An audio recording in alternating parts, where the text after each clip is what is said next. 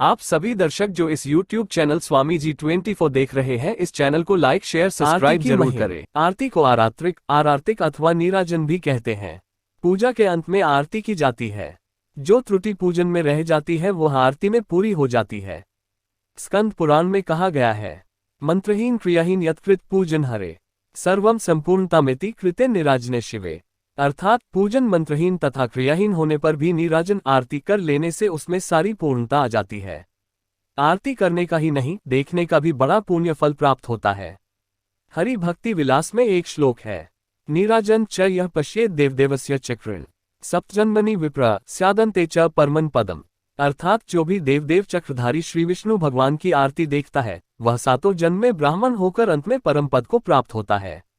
श्री विष्णु धर्मोत्तर में कहा गया है, धूप चरात्रिकम पश्येत काराभ्या च प्रवंदेत कुलकोटि समुद्धृत्य याति विष्णु पर पदम। अर्थात जो धूप और आरती को देखता है और दोनों हाथों से आरती लेता है वह करोड़ पीढ़ियों का उद्धार करता है और भगवान विष्णु के परम पद को प्राप्त होता है।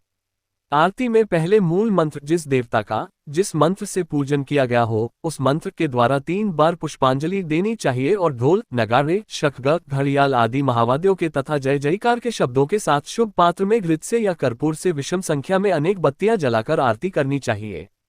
ततश्च मूलमंत्रेण दत्वा पुष्पांजलित्रयम् महानिराजन कुर्यान् महावाद्य जयस्वनः प्रज्वलित तदर्थ च कर्पूरेण घृतेन वा आरार्तिकम शुभे पात्रे विषमाने का वर्दिकम। अर्थात साधारणतः 5 बत्तियों से आरती की जाती है। इसे पंचप्रदीप भी कहते हैं।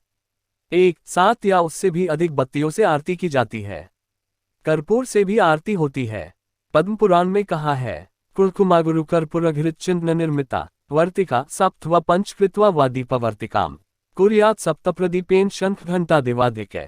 अर्थात कुलकुम अगर कर्पूर घृत और चंदन की 5 या 7 बत्तियां बनाकर शंख घंटा आदि बाजे बजाते हुए आरती करनी चाहिए।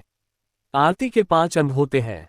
पंच नीराजन कुर्यात प्रथम दीपमाल्या द्वितीयम सोदकाब्जेन तृतीयम धौत्वाससा च्युताश्वत्थादिपत्रशिच चतुर्थ परिकीर्तितम पंचम प्रणिपातेन साष्टांगन यथाविधि। अर्थात प्रथम दीपमाला के द्वारा, दूसरे जलयुक्त शंख से, तीसरे धुले हुए वस्त्र से, आम व पीपल आदि के पत्तों से और 5वें साष्टांग दंडवत से आरती करें।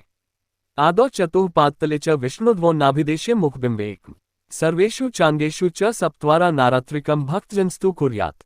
अर्थात आरती उतारते समय सर्वप्रथम भगवान की प्रतिमा के चरणों में उससे 4 बार घुमाए, 2 बार नाभिदेश में, 1 बार मुखमंडल पर और 7 बार समस्त अंगों पर घुमाए।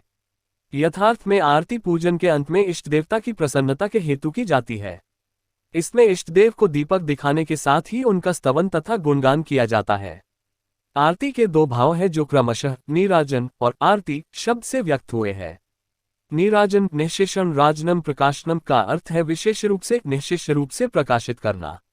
अनेक दीप बत्तियां जलाकर विग्रह के चारों ओर घुमाने का यही अभिप्राय है कि पूरा का पूरा विग्रह एड़ी से चोटी तक प्रकाशित हो उठे, चमक उठे, अंग प्रत्यंग स्पष्ट रूप से उद्भासित हो जाए, जिसमें दर्शक या उपासक भलीभांति देवता की रूप छटा को निहार सके, हृदयगम कर सके। दूसरा, आरती शब्द जो संस्कृत के आरती का प्राकृत रूप है और जिसका अर्थ है अरिष्ट, विशेषतः माधुर्य उपासना से संबंधित है। आरती वारणा का अर्थ है आरती निवारण, अनिष्ट से अपने प्रियतम प्रभु को बचाना।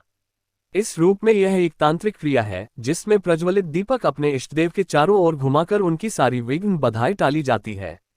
आरती लेने से भी यही तात्पर्य है कि उनकी आरती कष्ट को अपने ऊपर लेना। बलया लेना, बलिहारी जाना, बलि जाना, वारी जाना, न्यौछावर होना आदि प्रयोग इसी भाव के द्योतक है। इसी रूप में छोटे बच्चों की माताएं तथा बहिनें लोक में भी आरती उतारती है।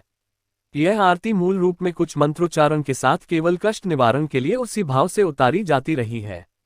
आजकल वैदिक उपासना में उसके साथ साथ वैदिक मंत्रों का उच्चारण भी होता है तथा पौराणिक एवं तांत्रिक उपासना में उसके साथ सुंदर सुंदर भावपूर्ण पद्य रचनाएं भी गाई जाती है। ऋतु, पर्व, पूजा के समय आदि भेदों से भी आरती गाई जाती है।